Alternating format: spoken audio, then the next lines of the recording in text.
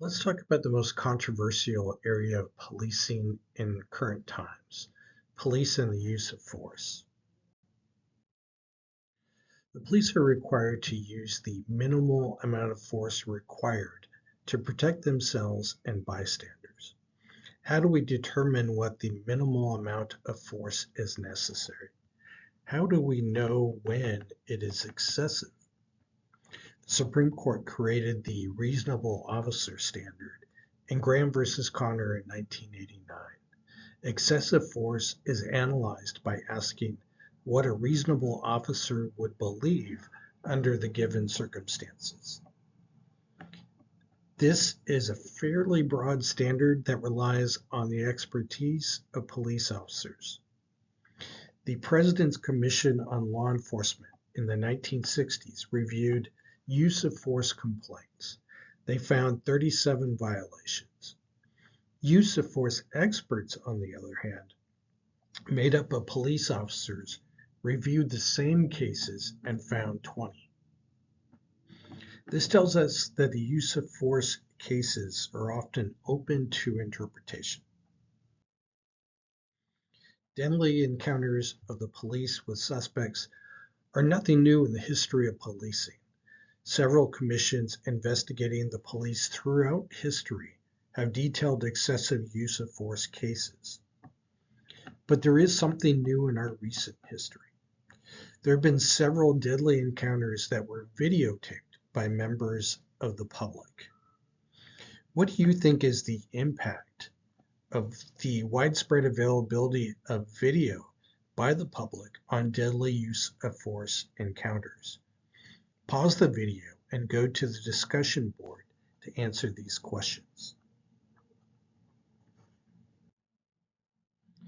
The Uniform Crime Reports does include data on deadly police use of force encounters. However, a Washington Post investigation found that less than half of fatal police shootings were included in that data. So the Washington Post started tracking them in 2015. There have been 10,429 fatal police shootings up to December 31st, 2024. The data shows that regardless of the spotlight and policies to reduce fatal shootings, they have trended up over the years.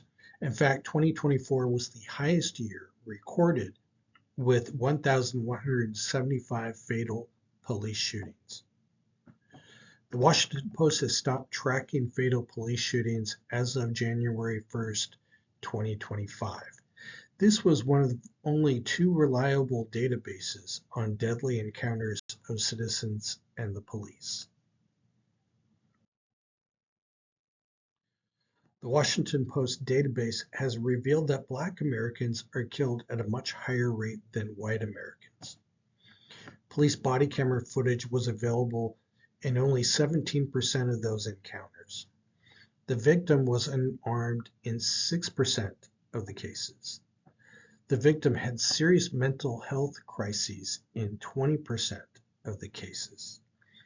13% were fleeing the scene by foot when they were shot and killed. The Mapping Police Violence database was created in 2015 to find, analyze, and evaluate every case of a person killed by the police in the United States.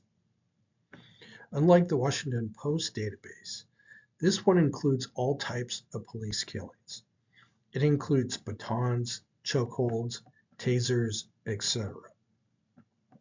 They have found that Black people are almost 3 times more likely to be killed by police than white people. Native Hawaiian and Pacific Islanders are more than 7 times more likely to be killed by the police. A significant number of these folks are unarmed. In most cases, the police are not charged, and even fewer are convicted. The database has also suggested that Black victims did not seem to pose a greater threat than white victims. Black victims had a 60% lower odds of exhibiting mental health symptoms. They had a 17% lower odds of being armed.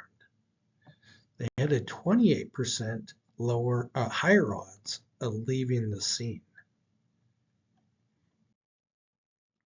Many police officers, police departments, and police advocates claim that the police have been unfairly maligned by the media.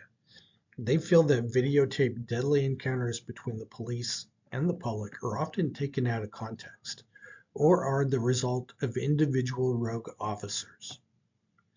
The United States Justice Department receives and investigates police misconduct for the potential of federal civil rights violations. The evidence in some cases was sufficient that entire agencies were investigated. 63 have been investigated since 1995.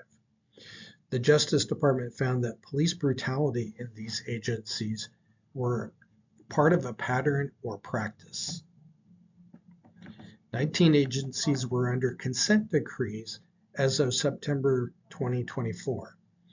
The current administration has ended many of these consent decrees, and they are not investigating civil rights violations by the police. All right, the main points you should come away with on this topic is the reasonable use of force is a legally and publicly ambiguous concept.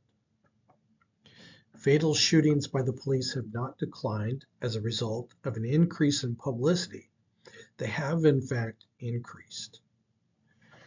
Black Americans are overrepresented in deadly encounters with police, as are Pacific Islanders. Police agency investigations and consent decrees suggest the problem is systemic.